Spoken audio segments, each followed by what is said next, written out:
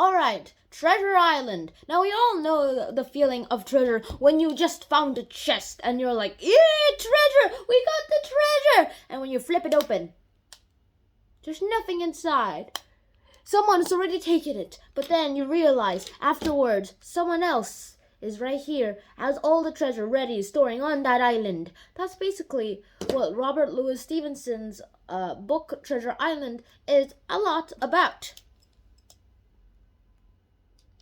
So let me just put the treasure back into the chest, AirPods in its case basically, and let's get this episode of Hunter Jones started. Treasure Island, Robert Louis Stevenson. Summary.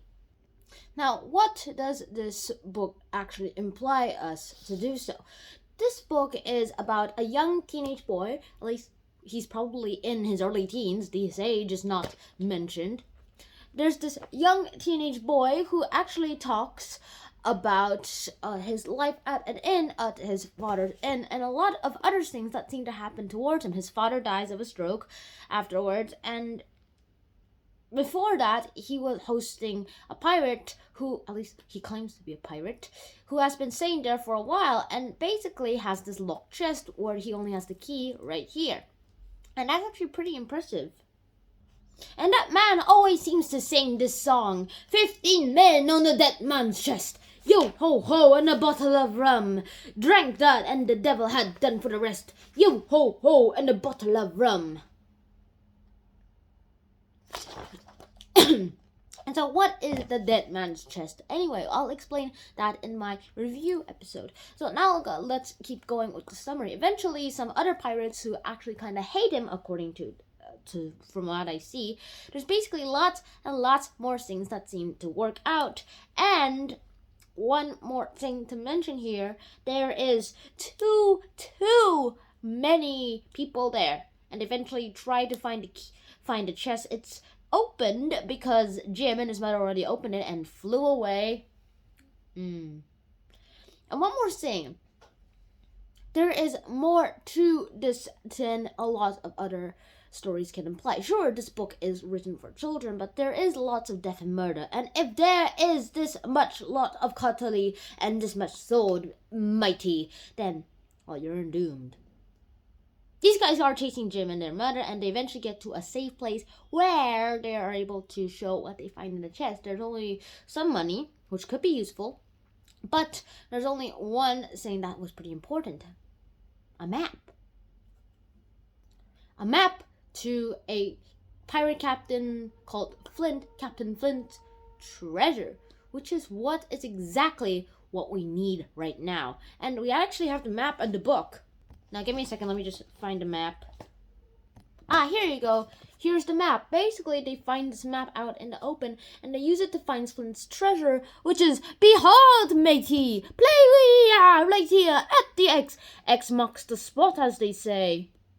And they go there, at least the pirates do, because they've captured Jim as a hostage, and lots of things don't turn out well for them, and they eventually find themselves in a very tough situation where they are not that really good at finding things out.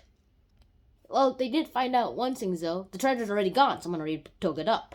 And they start mutinying against Silver, who was the pirates' mutineers' captain. And that did not end well for these guys. In another manner, I shall say, are these characters. The good guys were outnumbered from 4 to 9. They eventually found out that it was actually 4 to 8, because that turns out the guy that Dr. Livesey shot in, well, just attack to destroy the mutineers' ways and to bring back order, at least that was said back then, died of his injury, and so they were back to 4 to 8. That's actually better odds than they started with, 4 to 13. Who do you think will win? Definitely the pirates. And did you actually expect these guys to win a round of all this? Actually, I didn't really expect them to be able to win any of this. But somehow they are able to make this far, and then they got and then one of their crew died, and then they got the mutineers' captain, Silver, who was fighting against his mutineers, who mutinied against him. Okay, this is getting way more complicated than I actually expected this to be. And they eventually found the treasure to be with a guy who was marooned by a Flint years ago, and told him that Flint's dead, so he has nothing to worry about. And that's basically how it all ends. He gives them the treasure after he and explaining the story of how he found it and that he's been keeping it for a while, and lots more things to come. That's all I'm saying. Silver ran off and was never heard from again with part of the treasure. The rest was bootied up, divided among the three of them, including, I'm not sure Bengan got it though, but he probably got a share of it. And they all used it wisely and foolishly, depending on depending on their personalities. The captain is now retired. Another guy is just a part-time over a ship, and also a dad. And Pip, he's back at the bar. And that's all the end of Treasure Island. And that's the end. So I hope you guys enjoyed today's episode, and I'll see you guys in my next episode. So Sean out. Peace. Guys, welcome. Sean subscribed. That doesn't really make much sense. Subscribe, guys. Bye.